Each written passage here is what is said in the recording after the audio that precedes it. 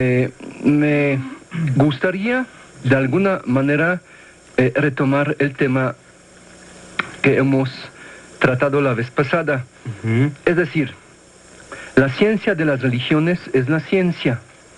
En la ciencia, cualquier que sea esta, la ciencia de las religiones incluida, el dato de por sí no tiene importancia esencial. Es decir, el conocimiento científico es científico en función de cómo fue creado.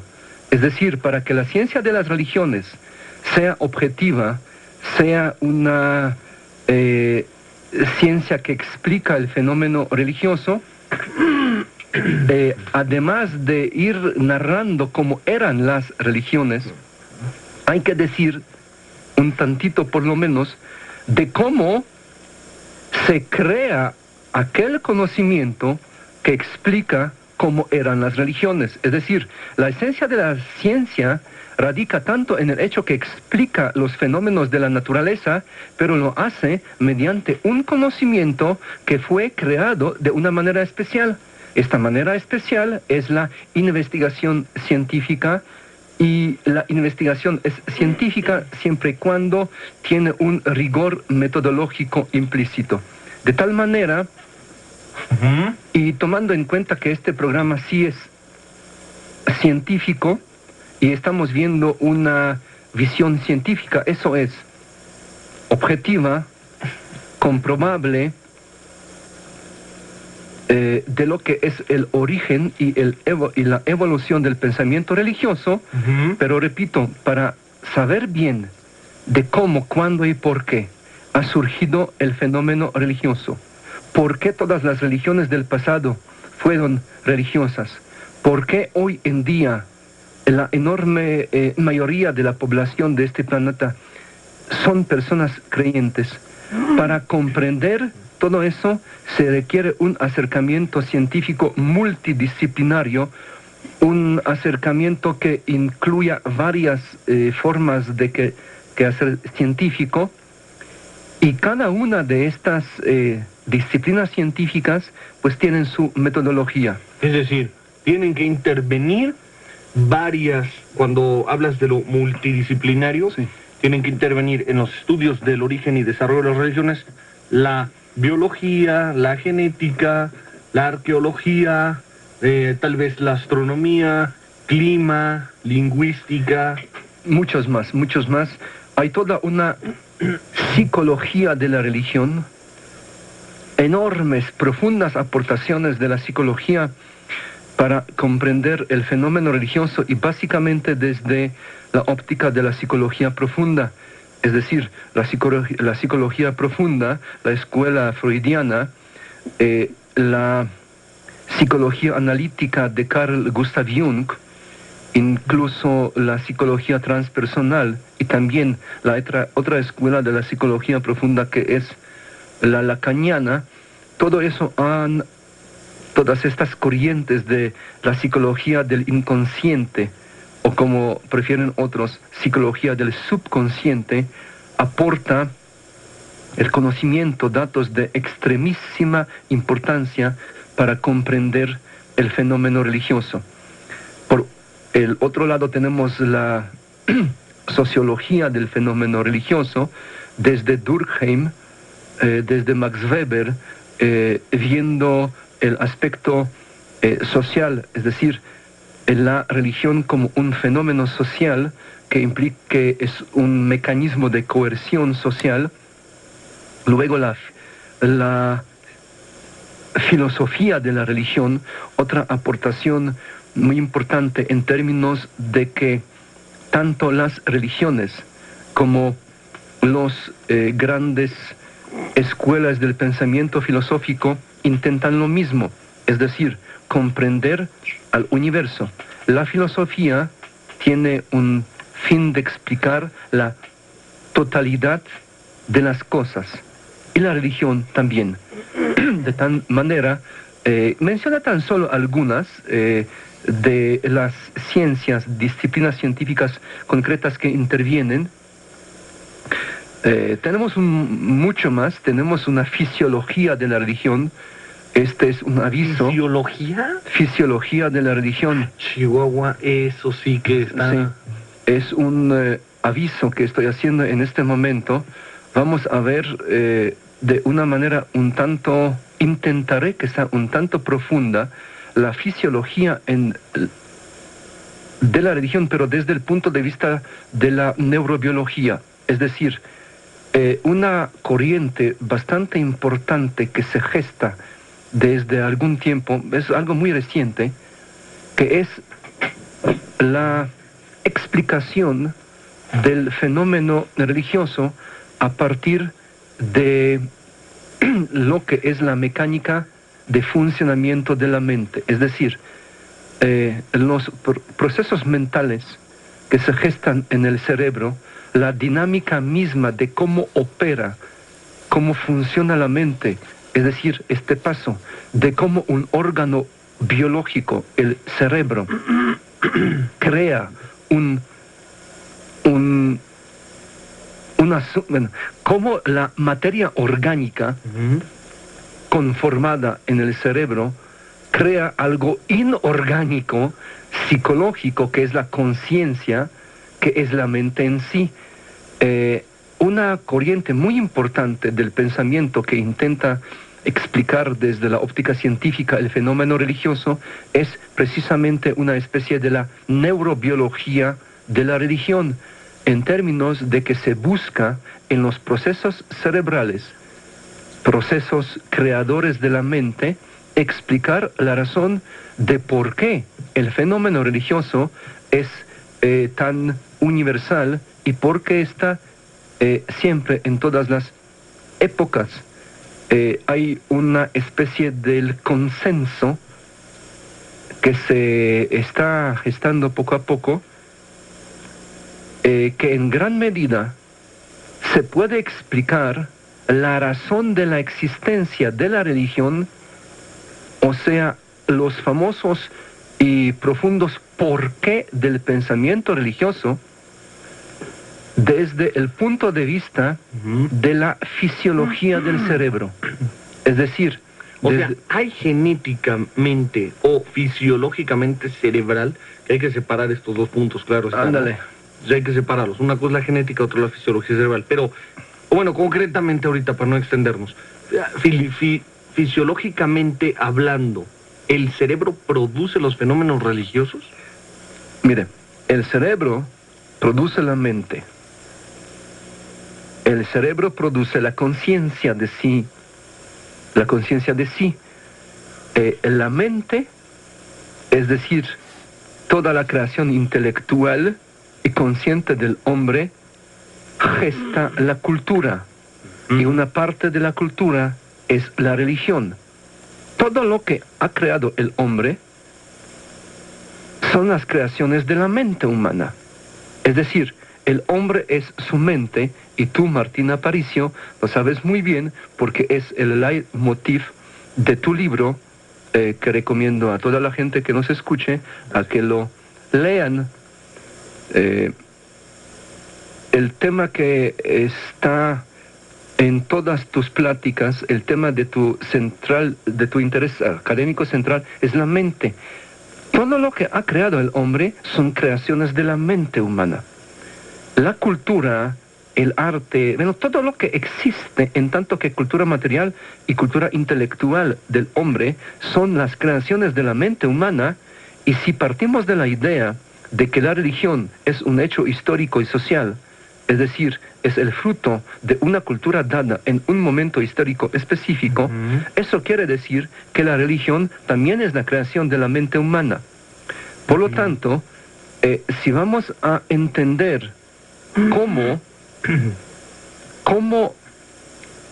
cómo el cerebro crea la mente y cuáles son los mecanismos que determinan que la mente humana es así o asá, podremos acercarnos, esta es la hipótesis implícita en este discurso, podemos acercarnos a la comprensión de por qué existe siempre existió la religión. Yo confieso que no es mi intento, no es mi intención, de hecho no puedo hacerlo hoy, porque la temática, para entrar de lleno a esta relación cerebro-mente-religión, o sea, para entrar a esta relación entre cerebro, mente, religión, no se puede así de fácil. Hay que previamente explicar algunas cosas. Dar todas las nociones para comprender el tema. Hay que explicar algunas nociones sobre la mente humana, hay que explicar algunas nociones sobre la neurobiología y el cerebro, porque una cosa es el cerebro y otra cosa es la neurobiología. La neurobiología es una ciencia cuyo objeto de estudio son los procesos de funcionamiento del cerebro. Una cosa es el objeto de estudio, el cerebro, y otra cosa es la ciencia que lo investiga, que es la neurobiología, que estudia el sistema nervioso central y otras partes del sistema nervioso del cuerpo humano. Es decir, la intención no es hoy entrar a la temática. Nada más ahorita estoy avisando de que habrá una serie de programas dedicadas a esta relación cerebro, mente, religión. Y concluyo todo lo que dije en términos, en resumidas cuentas, de que una de las corrientes bastante recientes, que a primera vista es un poco difícil de comprender, pero por eso se requiere una explicación previa, una de las corrientes más recientes del pensamiento sobre la naturaleza del fenómeno religioso es de que hay procesos mentales, procesos de cómo funciona y opera la mente que determinan la conformación y estructuración del hecho religioso. Es decir, hay procesos mentales que explican de por qué existe la religión y por qué es así como es, en todas sus manifestaciones. Perfecto. Suena un tanto insólito, hasta que fuerte, pero esta es una de las líneas de investigación de trabajo hoy. Y además es extremadamente interesante.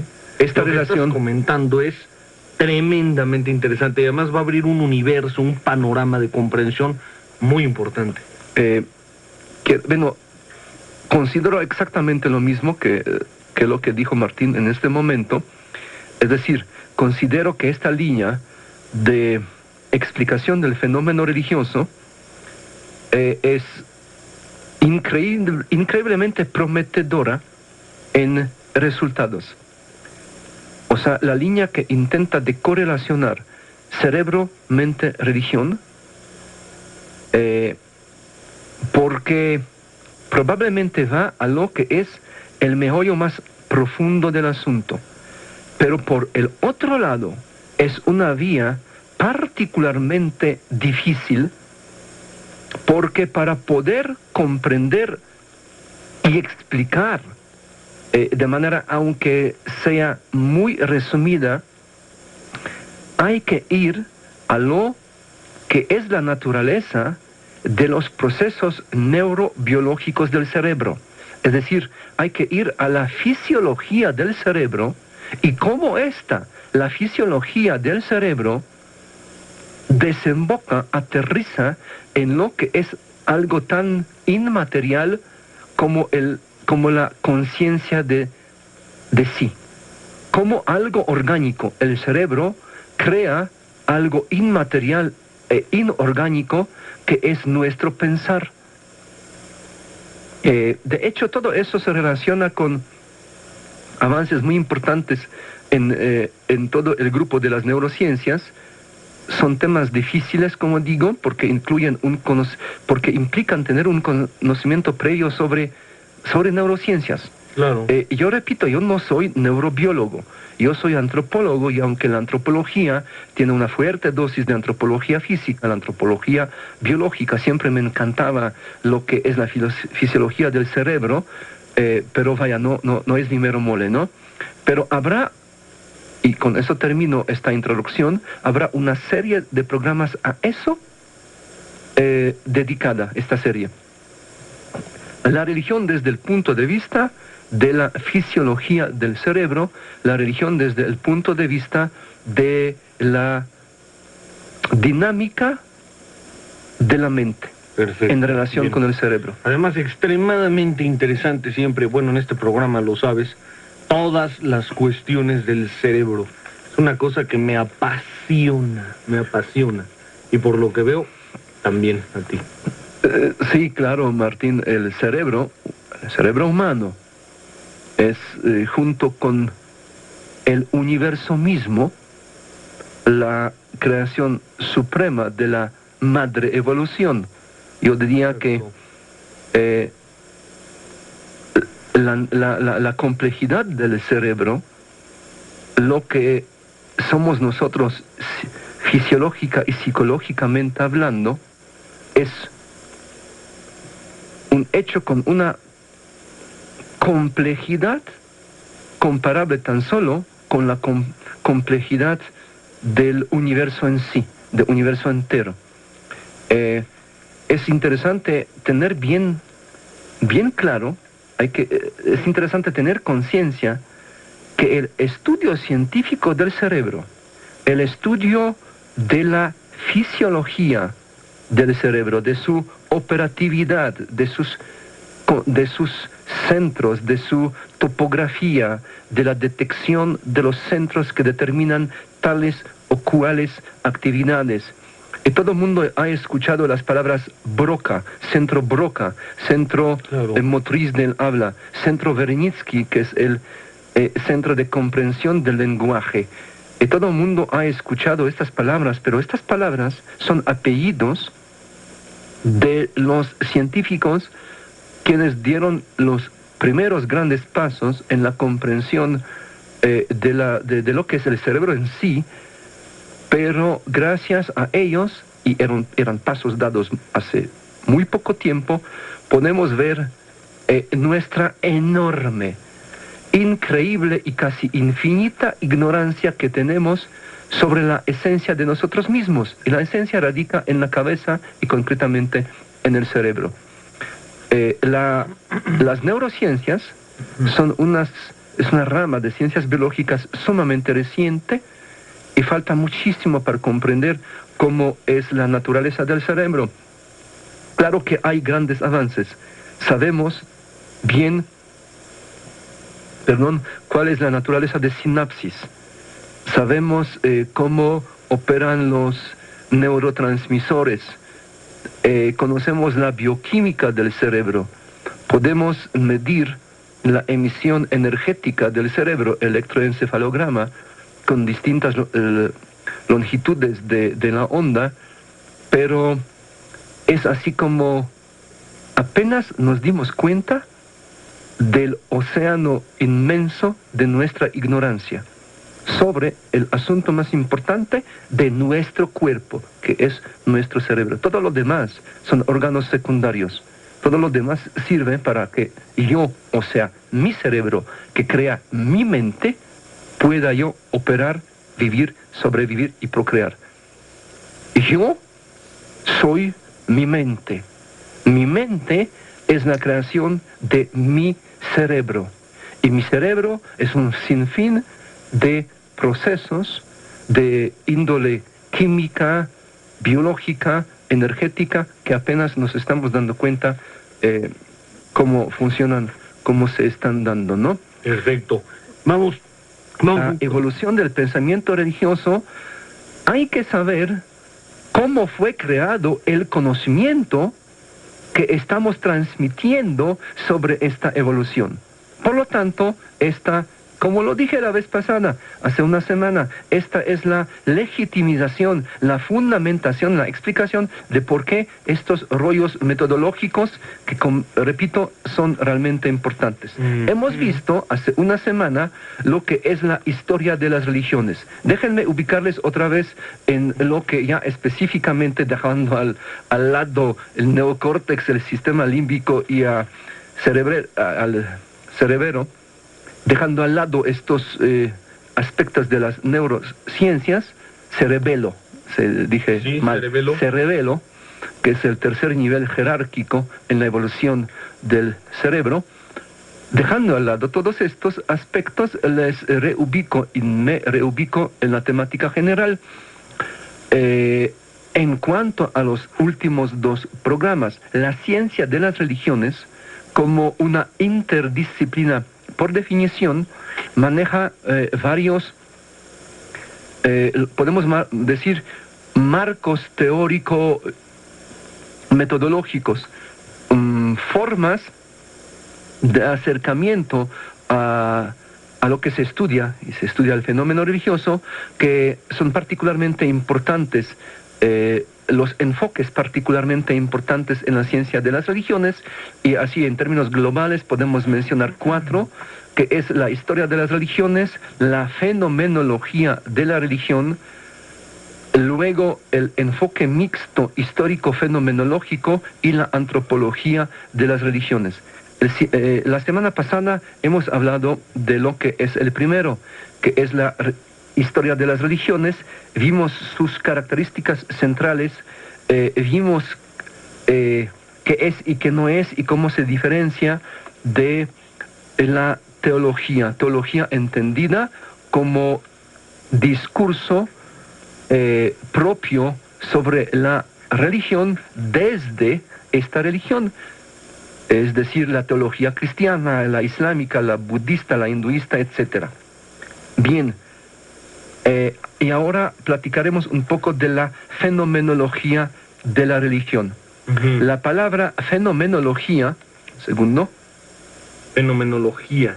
La fenomenología es una palabra que las personas pues interesadas un poco en la historia de la filosofía la conocen bien.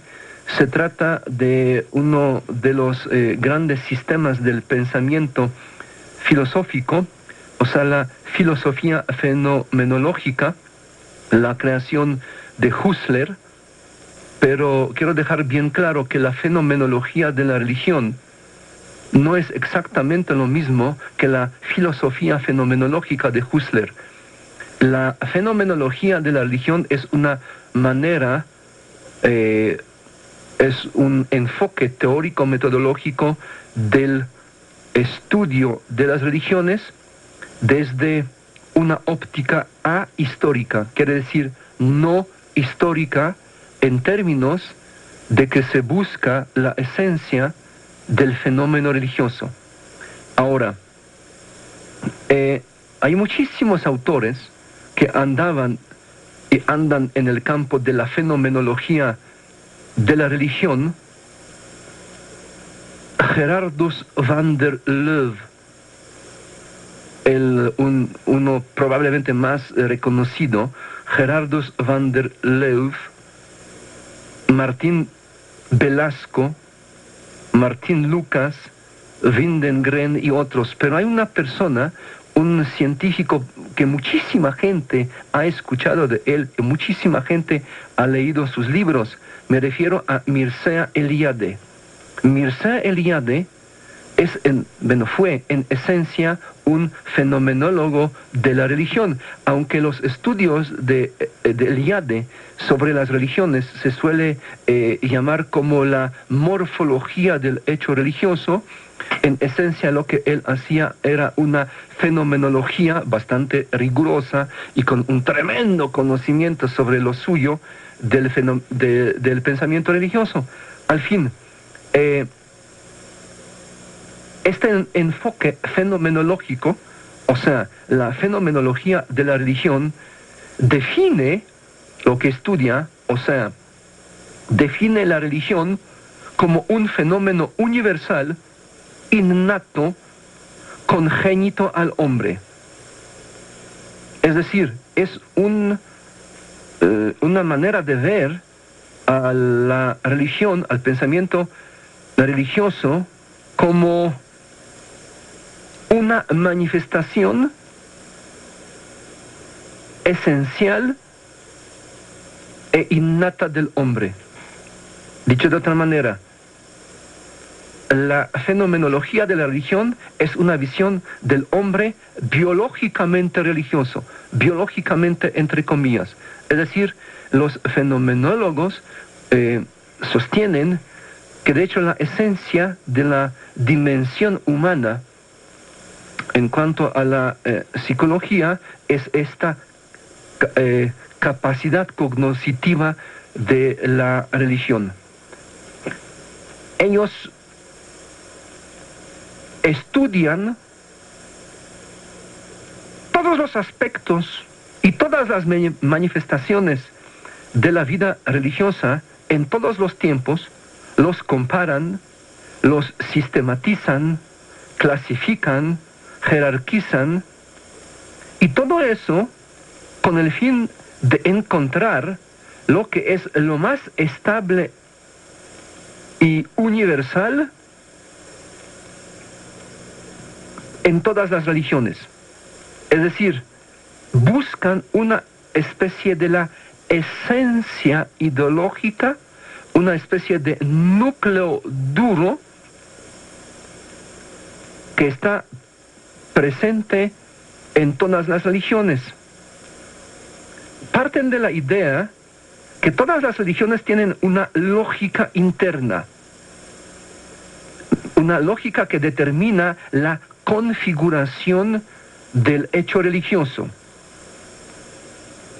Y todo lo que hacen con la finalidad de encontrar y explicar esta lógica interna del hecho religioso, lógica interna que define este elemento duro, esencial del fenómeno religioso. En resumen, buscan aquellos elementos que están en todas las religiones, o sea, lo más estable y lo universal, y una vez ya cuando consideran que llegaron a la esencia, entonces buscan una lógica interna de esta esencia. Y para ellos, explicar las razones de esta lógica interna que determina la esencia del hecho religioso es comprender la religión en sí.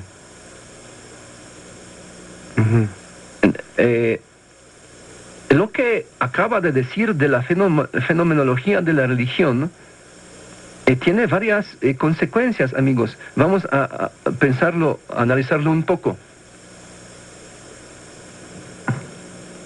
Ellos analizan el hecho religioso en general, en la desvinculación de su contexto histórico-cultural. Es decir, para un fenomenólogo de la religión, no importa si se trata de la religión egipcia en tiempos del Antiguo Imperio, o la griega del periodo helenístico, o la maya del posclásico tardío, etcétera, etcétera, etcétera, no les importa la relación entre la religión y su contexto histórico-cultural, sino les interesa la religión en sí. Es decir, analizan todas las religiones que pueden analizar en la desvinculación de su contexto histórico-cultural, y no lo analizan para encontrar la esencia de una sola religión. No analizan la religión griega para encontrar la esencia de la religión griega, sino comparan todas las religiones con todas para encontrar esta esencia que está plasmada en todas las religiones. Como dije... Tratan de encontrar la esencia o explicar por qué se produce el fenómeno religioso. Ellos comparan, sistematizan, clasifican, jerarquizan con el fin de encontrar lo más universal y estable, o sea, una especie de núcleo duro que está presente en todas las religiones. Comparan las religiones todas contra todas, independientemente de sus contextos. Contextos histórico-culturales les importan, ¿no les importan? Comparan las religiones para encontrar lo que todas de alguna manera comparten, y luego buscan encontrar una especie de lógica interna que explique por qué este núcleo es así como es. O sea, parten de la idea que una vez explicando la lógica interna de este núcleo duro, de lo más lo más universal y estable, entenderán el hecho religioso, partiendo de la idea que la evidencia más elevada de la cognición, de la capacidad cognoscitiva del pensamiento, es precisamente religión. Repito, es una visión del hombre biológicamente religioso en términos de que consideran que la esencia de la condición humana, lo que nos hace humanos, es nuestra capacidad de la fe. ¿Se me explicó? Sí, totalmente, una de las dimensiones. Sí. Eso... Un perro no tiene fe, un perro no cree en Dios. Ellos dicen, los humanos son humanos porque tienen capacidad cognoscitiva de la fe. Como lo dijo bien Martín, los perros no son humanos porque los perros no tienen a sus dioses. Si los perros hubieran tenido a sus dioses, pues caninos, dirían entonces que Dios creó a nosotros, los perros, a su imagen. Entonces los dioses de los perros hubieran sido caninos. Pero, pues no. En conclusión, la fenomenología de la religión, en su esencia y en su discurso profundo, se acerca a tal grado a la teología que ya no queda bien claro a dónde queda la diferencia entre la teología y la fenomenología. Lo digo porque, bueno, en términos, lo que digo hay que entender en términos de que la teología, sea cual sea, cristiana, dice, la única religión verdadera es la mía. La de la propia teología y todas las demás, como lo vimos la vez pasada, son las degeneraciones de lo que es la verdad revelada original. Y la fenomenología dice, todos los humanos tienen la capacidad de la fe y somos humanos precisamente por esta capacidad. Y somos humanos porque creemos.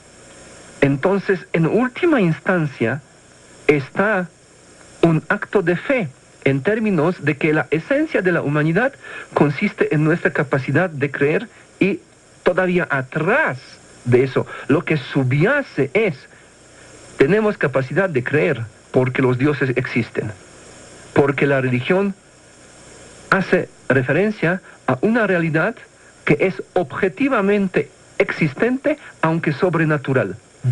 Es decir, en el fondo, en últimas cuentas, en el trasfondo de la fenomenología de la religión está un auto de fe, una postura confesional. Por lo tanto, es una postura que parte, por principio, de un axioma filosófico, de un paradigma filosófico que la ciencia de las religiones, ya lo vimos antes, rechaza. Es decir, la ciencia de las religiones rechaza el discurso de que el hombre es biológicamente religioso. El hombre, según la ciencia de las religiones, no es hombre por ser religioso, sino es hombre por tantos y tantos procesos sociales, culturales, etcétera, biológicos, y la religión es uno de los tantos elementos que la cultura humana crea. En resumidas cuentas, la fenomenología de la religión, al acercarse tanto a al discurso de la teología, al no tener clara su metodología más allá del método comparativo, pues a raíz de esta inconcreción metodológica ha vivido una crisis muy fuerte, y hoy en día muchos de aquellos científicos que se dedican al pensamiento, a estudiar el pensamiento religioso, pero desde una óptica fenomenológica, prefieren usar otro nombre. Es decir, lo que yo definí como la fenomenología de la religión, hoy está de moda llamarlo, y es algo que realmente merita, lo llaman de una manera que se acerca mucho a lo que manejo yo. Ellos hablan de la antropología de lo sagrado, la antropología de la religión, mientras yo promuevo lo que es la antropología de las religiones como un acercamiento netamente científico. Y los ex-fenomenólogos de la religión hablan cada vez con mayor frecuencia, bueno, la noción que más usan es antropología religiosa o la antropología de lo sagrado. Entonces, eso se presta a una cierta confusión. ¿Cómo no? Muchísima. Porque antropología de lo sagrado, pues ¿dónde está el objeto de estudio? Exactamente. Antropología de lo sagrado o la antropología religiosa es una cosa completamente distinta de lo que es la antropología de las religiones. De hecho, definen estos neofenomenólogos de la religión la palabra antropología con una libertad tremenda, en el sentido que cada uno que sí es antropólogo profesional le da escalofrío, ¿no? O sea, usan la palabra antropología en un sentido tan extremadamente amplio y realmente desvinculado. Sí, desvinculado de lo que antropología es, que estas nuevas formas de llamar la fenomenología de la religión como antropología religiosa o la antropología de lo sagrado, pues es una tendencia peligrosa. Pero en fin, aquí paramos. Una que otra pregunta, si las hay, amigos. De el hombre prehistórico que empieza a pensar religiosamente.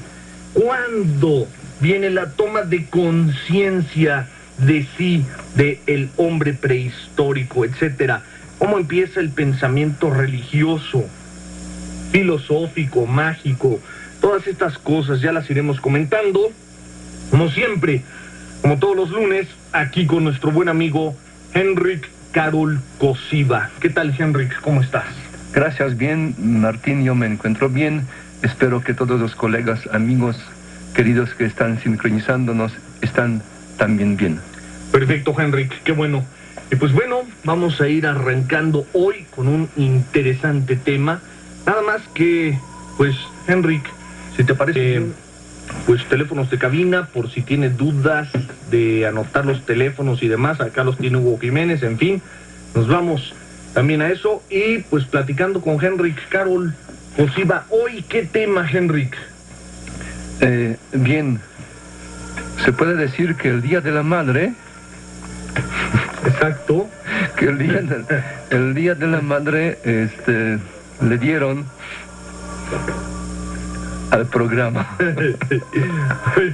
Bueno, no le digo algo así. El Día de la Madre es el anuncio. Pero bueno, ¿qué onda, señor? ¿Qué tema?